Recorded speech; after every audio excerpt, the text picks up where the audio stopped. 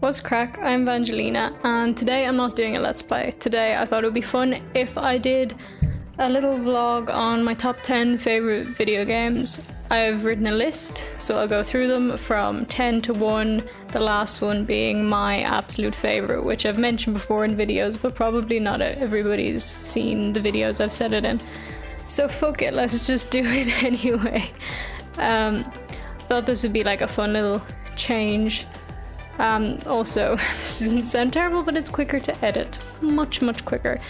And I'm running short on time today. So yeah, usually I record videos the day before and then I upload them, or I record them at the weekend and then I upload them. They're always recorded before I uploaded them. Today, I need to upload today, and I haven't had time to record anything. And I'm trying to upload every weekday at 7 o'clock Macedonian time, as you all know. So yeah, let's get on with the list. So number 10 is Subnautica, which is fairly new, and I've played a couple of videos of it on the channel. But in those videos I was just kind of finding supplies and, you know, figuring out how the game works, so I played it a bit on my own and I really like it. It's great to look at. And survival, but it's also got this amazing story. And I don't know, sometimes the music confuses me a bit, because you'll be doing nothing and the music will just like kick off, like proper pumping. You don't know what the fuck's going on. You're like, should I run? No, nothing's happening. But it's really great, and I'm thinking I'm gonna do a couple more episodes on it. But I think I'm gonna create a new save file for that, and then, you know, get to a certain point where I have all the supplies I need, and then do the Let's Plays. I might wait until the game comes out fully. I'm not sure, I'll see.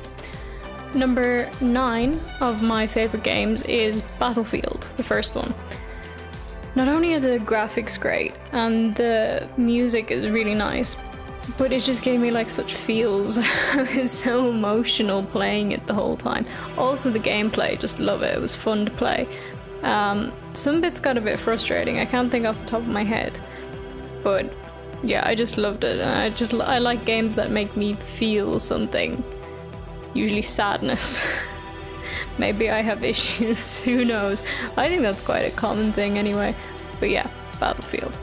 Number 8 is Alien Isolation, which, okay, apart from the graphics again, which are outstanding, but the gameplay alone is just great. Like, it's quite a long game. Well, it's not very long, but it's long enough. And it's obviously a survival horror kind of game, but for the first while it's like you have to hide and stuff, and then later on you can defend yourself, so it's like it's not the same thing repeating over and over again. It changes and it keeps up a good pace, so that, you know, it's changing just enough that you're still happy playing the game and you're still engaged with it, and you're still engaged with the story, and you're still engaged with the characters, while not being like, oh, I have to fucking do this same thing again. You know, it keeps you on your toes. It's a good game to play. I kind of wanted to replay it, but I don't know, I haven't gotten around to it yet. So maybe at some point.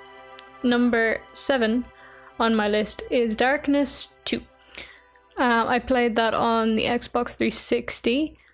I got the game. I can't remember who told me I should play it, but they told me I should. At first I didn't like the graphics of the game.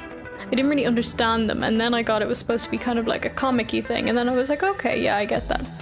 I like the whole kind of dark fantasy thing, and like your abilities in it are just really cool, and I don't know, it's just fun to play again. That's what I'm going to say about all of it. It's fun to play.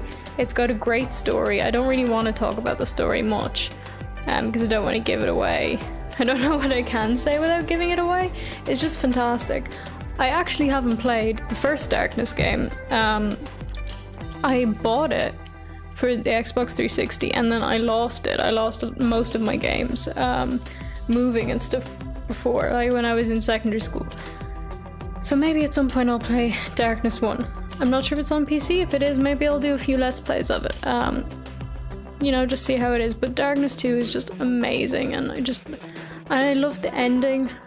The ending is fantastic. It's one of those endings where you're not like, you know what's going on, but you're not 100% sure what's going on, and I love shit like that. I love shit like that in movies and books and all that. Like Shutter Island, for example, I love the ending of that movie, because it's only after watching it a few times you're like, yeah, it's definitely this thing. And I was about to say what happens at the end, and I can't in case somebody hasn't seen it, and I don't want to be the spoiler person. Yeah, number 6 on my list is Undertale, which everybody knows, and it's such a cliche thing to say is one of your favorite games, but I loved it. I never actually played the genocide route. I played the neutral one because I didn't really know much about the game when I played it. I just went into it, you know, everybody ends up kind of playing the neutral route because they don't really get what's going on. And then I played the pacifist one. And I knew about the genocide, but I couldn't make myself do it. Is that sad? But I don't know, maybe some point I'll do a let's play on that, who knows, but I feel like I can't beat, let's say, the final boss, in case this is spoilers for you, the final boss in the genocide route.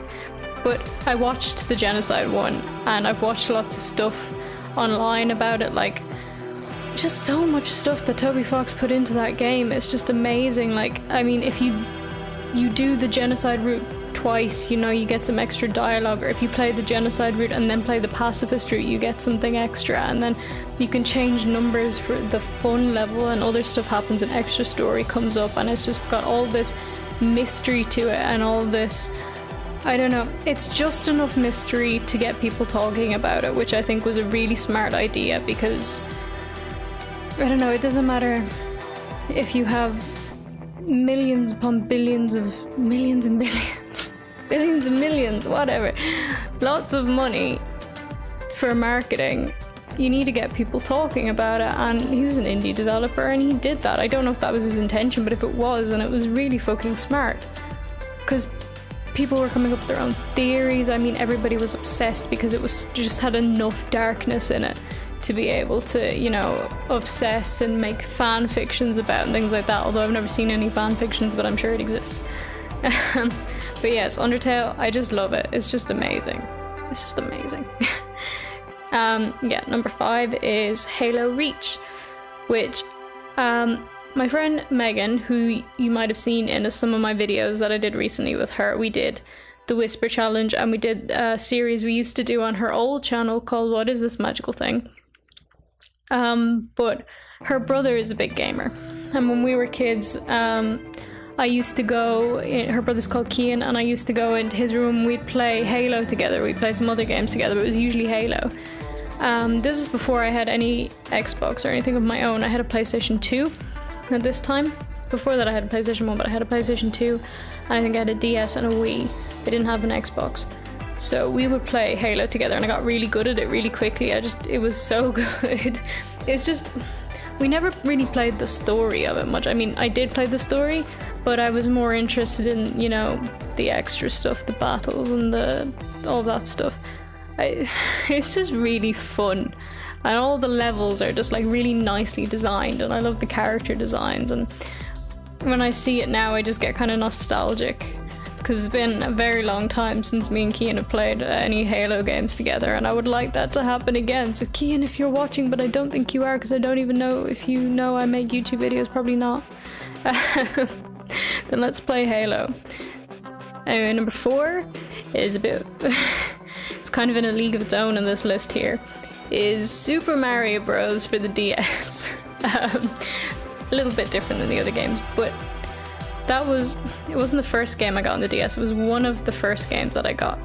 It was really long, because it was like 8 worlds and all the levels in the worlds and the extra levels and stuff, and I played through the whole game, start to finish, 2 or 3 times, and then played separate levels on their own, you know, and I used to just play it all the time. It's not that, like, it's the most amazing game in the world, it's just fun. It's so much fun, and then there's like so many different levels for how you're feeling. I mean, like, if you want something just, you know, I don't know, fun and light and all that, you can do that. Like, there's a level with bouncy mushrooms that you're just bouncing through the entire level. It's so fun. It's in the first world. And then if you're looking for something harder, I don't know, you can do one of the one of the Bowser levels, maybe in the 8th one, the final Bowser level, which took me so fucking long. Actually, the first level on World 8, it took me so long to do. I couldn't get past it. I don't know why. And it wasn't even that hard. I just couldn't do it. I guess it doesn't help that I was maybe 9 or 10 playing this. Maybe I was 8. It could have been 8. I don't know.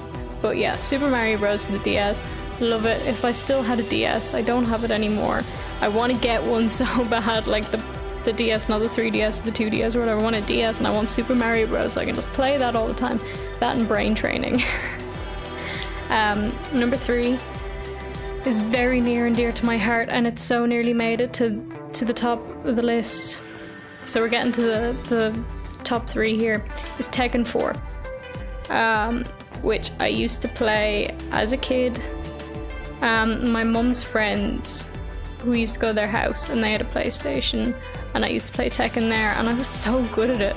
I was amazing at it. I was like the best. They couldn't beat me ever. I just loved it so much. It was so fun. Again, I never played the story levels. I didn't care. I just wanted to play, the levels everybody plays the game for.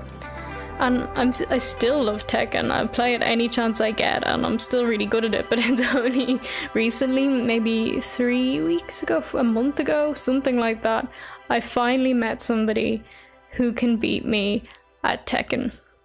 We played Tekken 4, I think. We could have played Tekken 5. I think it was 5, actually. And I was so confused because it's never happened before, but I liked it. It was like a fair battle. And he won a lot of rounds, I won a lot of rounds. I'm gonna say in the end he won. But it was, it was really good to play against somebody who's better than you, because it's actually a challenge. It was really enjoyable. I want to play Tekken 4 so bad. My mum still has my PlayStation in her house, so if I can ever get my hands on that, I'm going straight to Tekken all day, every day. Tekken. Which brings me to another game which I had on PlayStation 2. And I also had it on the Wii. I was about to say the Wii U. I never had a Wii U, I had a Wii. I said that earlier, I think. Yes, number 2 is Resident Evil 4, which I originally had on the PlayStation 2. I was best friends with a girl at this time called Tamara Ryan. We also played Tekken 4 together a lot, and 5. But we used to hang out at her place or my place. We both had PlayStations, and we'd play Resident Evil 4. And we'd take turns playing, swap the controllers and everything, and then at some bits we'd just be screaming so loud. We were like 8 or 9. No, we were definitely 9. And it was just great, and it's a game that I loved as a kid and I still love now. I could still, play it with maybe even more appreciation for the game. And I was so sad because I remember I got Resident Evil 6 and it was so bad. And I was like, what have they done to you? My baby. Resident Evil 4 is amazing, and we played it so many times. And it just, it's a mixture of nostalgia and an actually really good game. If you haven't played it, just fucking play the thing. It's so good.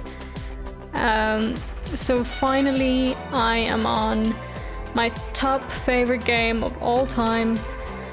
Is Alice Madness Returns. No, not the original Alice game, Alice Madness Returns. I heard about the game from Stefan, and he told me about it. I was like, wow, this is really cool, and I didn't have a way to play it. So this was the first time I watched any Let's Plays, actually. I was looking for it so I could watch the game on YouTube, and I didn't know Let's Plays were a thing. And I remember getting really annoyed because I couldn't find any footage of the game without somebody talking over it, and I was like, I just want to watch the game. I don't want to watch this person talking about the game. And now look what I'm doing with my life. But yeah, so it was the first time that I had ever watched a Let's Play. I watched the entire thing of Alice in the space of a few days. It's a long game. I think it's about 9 hours of gameplay, plus then an hour and a half of cinematics and cutscenes and all that. And I remember watching the whole game going, oh, this is amazing. And the whole story, oh my god, the story. I love it. I love the story. I love things about crazy people. that bad. That's why I'm not gonna actually say that because that's a spoiler. I was gonna say something about Game of Thrones. Never mind. Just love things about crazy people. And then finally, I bought the game on PC, which cost me €50. Didn't cost me €50, it was a present. It cost €50 for this game.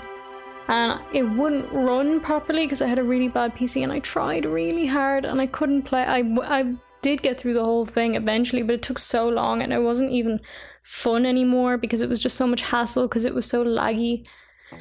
And then I finally got it on the Xbox 360. It was the first game I got when my mum got me an Xbox for Christmas and I was so happy. Like, the Xbox 360 was old at this stage. The Xbox One was going to come out soon.